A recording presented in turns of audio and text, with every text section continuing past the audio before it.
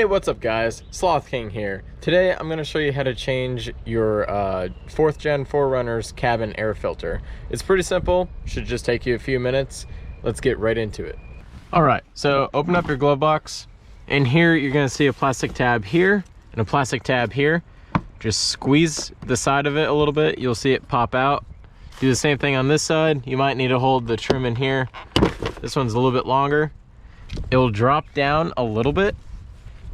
And then over on this side, you're gonna see the bottom of your glove box. There's gonna be like a little tab right here. As soon as you pop out these two black tabs, it'll drop down and then you can just pull out your glove box. Like so. Watch out, there's a little plunger here that locks so your glove box doesn't drop all the way. These are the tabs I was talking about.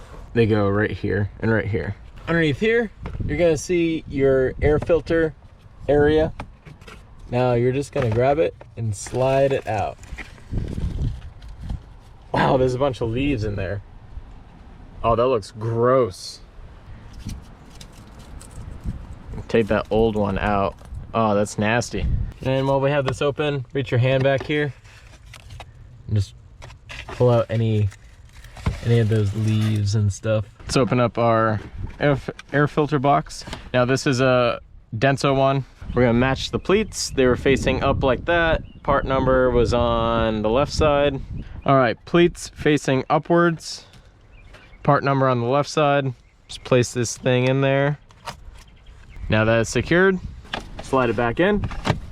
Put your glove box back in. Put that plunger right in there. Line up your bottom tabs.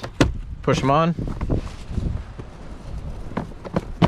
And then you're done. All right guys, that took me like 3 minutes or so to get all that out.